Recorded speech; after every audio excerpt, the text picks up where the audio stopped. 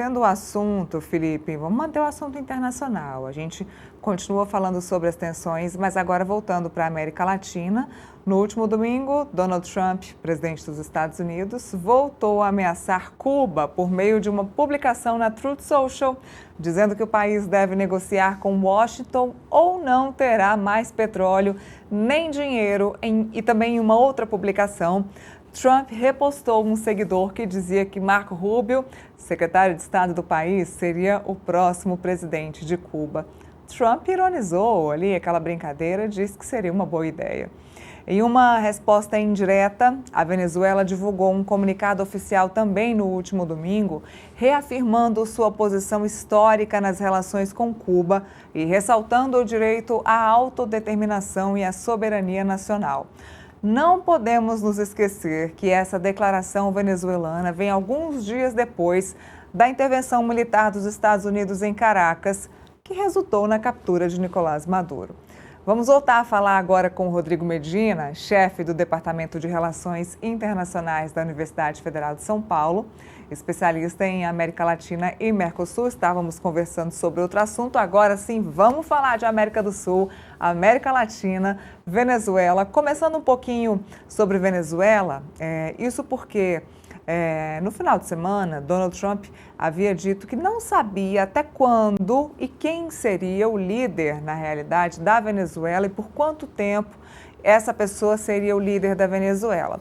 Donald Trump também deixou claro que os barris de petróleo que sairiam da Venezuela seriam uma parte para os Estados Unidos e uma outra parte para a Venezuela, mas também não deixou claro como é que seria feita essa monta, essa divisão aí financeira. Por fim, ele deixou claro também que Cuba não vai mais receber dinheiro e nem petróleo que era vindo da Venezuela, ou seja, deu uma ameaçada ali em Cuba. O que a gente pode esperar dessas novas ameaças de Donald Trump aqui no Caribe e na América Latina? Pois é, nós adentramos a uma nova etapa de intervenções norte-americanas na América Latina. Elas nos são conhecidas numa história não tão distante assim de nós no tempo. É que pensávamos todos termos superado determinadas contradições no que concerne a política externa norte-americana para com a América Latina. Mas, indo ao ponto aqui, desde as suas primeiras declarações, refiro-me à coletiva de imprensa dada por Donald Trump na Flórida, logo após a intervenção na Venezuela, não é? Afirmou ele que os Estados Unidos iriam governar a Venezuela até que fosse concluída o que ele chamou ali de uma transição segura, adequada e criteriosa. Apesar de não explicar como efetivamente isso se daria, uma série de suposições passaram a ser feitas na medida em que a própria operação ali realizada não foi nominada como um ato de guerra, senão uma operação que teria o escopo de apresar um réu que responde na justiça norte-americana por uma série de crimes, inclusive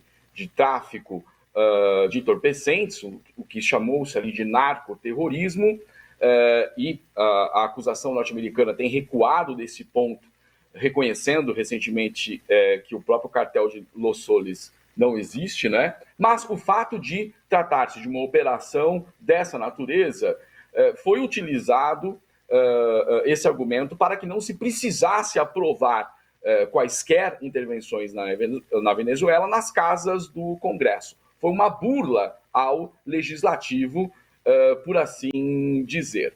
Pois bem, não reconhecendo o governo de Nicolás Maduro como vencedor do último pleito eleitoral, supunha-se que, logo após essa ação, seria apoiada a oposição, reconhecida como legítima mandatária dos destinos políticos da realidade venezuelana.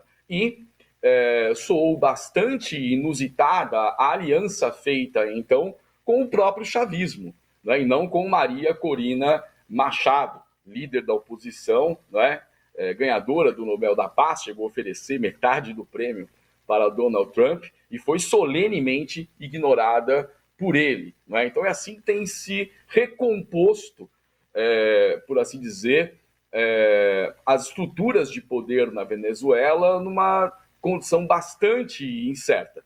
Isso porque a Delcy Rodrigues, vice-presidente, quando empossada oficialmente como presidente interina na Assembleia Nacional, afirmou que o único presidente legítimo da Venezuela seria Nicolás Maduro e que a Venezuela resistiria a quaisquer ingerências estrangeiras, para logo depois postar em inglês no Twitter, não é, um convite à administração norte-americana para a solução dos problemas venezuelanos, né? Ou seja, uma aliança bastante inusitada, mas que dá à Casa Branca uma novíssima condição na política de poder que leva a cabo na América Latina.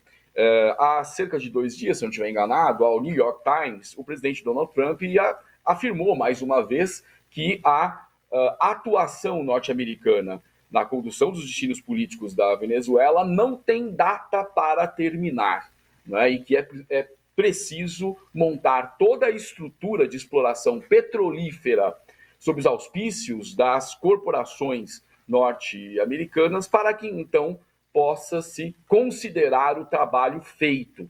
Não é? A imprensa tem questionado, e nós vimos há pouco aqui, né, como Trump responde de forma grosseira, para dizer pouco, né, a esses questionamentos, porque no seu programa de governo, no que concerne à política externa, ele se comprometia a não apoiar e tampouco engendrar mudanças de regime. E sobretudo, do que se trata a atuação a vida na Venezuela. E ele responde como? É área nossa. E ao dizer que a Venezuela portanto, da área de influência da política externa norte-americana, ele invoca a doutrina Monroe, eu considero que de forma bastante equivocada, não é? Sobretudo da parte de um presidente norte-americano, ele deveria saber que a doutrina de 1823 é um documento anti-imperialista no que concerne ao imperialismo europeu. Melhor referir a sua estratégia, eu disse há pouco, baseando-se no exemplo do corolário Roosevelt da doutrina Monroe, não é? Uma referência a Theodore Monroe e uma série de campanhas movidas pela política externa norte-americana de interferência nos destinos políticos de diversas realidades latino-americanas. Bom, Cuba é a peça da vez nesse tabuleiro, digamos assim. E por que eu o afirmo? Porque o próprio presidente Trump explicitou no último domingo, em uma postagem na rede Truth Social, que, tendo o controle sobre a produção petrolífera venezuelana, parte considerável dos recursos que mantém o Estado cubano teriam fim. Ele fecharia a torneira para que Cuba não tivesse acesso a esses recursos que dizem respeito ao aporte de petróleo oriundo da Venezuela. O que não quer dizer que Cuba não tenha apoio de outros países e não possa encontrar alternativas. Mas o discurso de Trump, que disse pouco antes disso que competiria aos Estados Unidos invadir e destruir a ilha, não é? Esse é mais um dos elementos de dissuasão que agora o governo Trump tenta manusear para produção de mudanças políticas na região, a fim de produzir um melhor alinhamento por trás de si na guerra comercial que trava os Estados Unidos contra a China. Cuba já foi o quintal dos Estados Unidos, até a ditadura de Fulgêncio Batista, era a grande área de exploração da máfia ítalo-americana, inclusive no que diz respeito à prostituição, drogas, prostituição infantil, exploração sexual de crianças, e a Revolução Cubana de 1950 pôs fim a esse mando num território que dista 144 quilômetros pelo Estreito da Flórida. Não é? Então, é uma importante mudança na conjuntura hispano-americana. Vamos lembrar também que Cuba foi palco do momento mais tenso da Guerra Fria, foi a crise dos mísseis de Cuba, não é? A instalação de mísseis balísticos naquela distância, não é, dos Estados Unidos impediria qualquer esforço defensivo, não é, de ser exitoso. Então vamos lembrar que Cuba importa e importa muito. Não é? Tanto é que a sua independência em 1898 só foi possível quando os Estados Unidos entram na guerra contra a Espanha, não é? E uma vez vencida em armas, Cuba é liberta, entre aspas, para ser trazida para dentro da sua esfera de interesses. Os Estados Unidos não desocupam militarmente a ilha, promulgam em 1901 a Emenda Platt, que permite aos Estados Unidos intervir militarmente na ilha quando for de seu interesse. Portanto, é isso que está em jogo, uma longeva tradição de exploração da ilha. 80% da pauta de exportação de Cuba, após a independência, passa a ser manuseado pelos Estados Unidos, sobretudo tabaco, rum e frutas. Então, é mais ou menos do que se trata a querela em questão. Eu fico feliz que a nossa querela aqui já passou esse ano, nosso tarifaço já passou, então eu espero que não tenha mais nem... Esse ano não, né? Ano passado, já estou me perdendo no tempo, mas espero que 2026 não tenha essa querela com o Brasil. Para a gente finalizar, Felipe, alguma pergunta? Temos um tempinho ainda. Alguma pergunta só para a gente finalizar então nosso debate? Rodrigo, eu fico perguntando, né, se o plano dos Estados Unidos tem algum tipo de intervenção em Cuba, né, ou não, né, ou implicitamente a ideia dos Estados Unidos realmente é o regime cubano cair aos poucos, né, até porque a gente sabe, né, que quem sustentava parte do regime cubano, né, tendo em vista o petróleo, né, a gasolina, né, era exatamente a Venezuela, né? Eu lembro quando eu estava em Cuba recentemente, né, eu vi aqueles lixos nas ruas de Cuba e quando eu perguntei por que tinha muito lixo nas ruas, me falaram que porque não tinha gasolina suficiente para os caminhões de lixo, né, passar nas ruas e recolher, né, e fazer a coleta da limpeza urbana na cidade, né. Então, minha dúvida é se você acha que os Estados Unidos pensam, de certa forma, em fazer algum tipo de intervenção militar, né, até porque aparentemente deve ser muito fácil, né, para os Estados Unidos, né, entrar na ilha que, como você me colocou, tem pouca distância dos Estados Unidos de Miami, né? Ou a ideia realmente é sufocar o regime economicamente impedindo por exemplo, petróleo, né, gasolina chegue na ilha e impeça o desenvolvimento da economia cubana, que ficou muito cambaleada também por conta dos últimos furacões que atingiram, né, a ilha, né? Então, essa operação da Venezuela, de certa forma, foi uma operação em Cuba também, né? Pouca gente fala isso, né? Foi uma operação em Cuba também, né? Quando o Trump resolve cirurgicamente entrar na Venezuela e cuidar da economia da Venezuela em pautar a questão do óleo e gás, isso atinge frontalmente o regime cubano, né? Então, o Trump, quando ele fez essa incursão na Venezuela, ele também fez indiretamente a incursão em Cuba, né? Aí eu queria saber a sua opinião sobre isso, né, nesse sentido.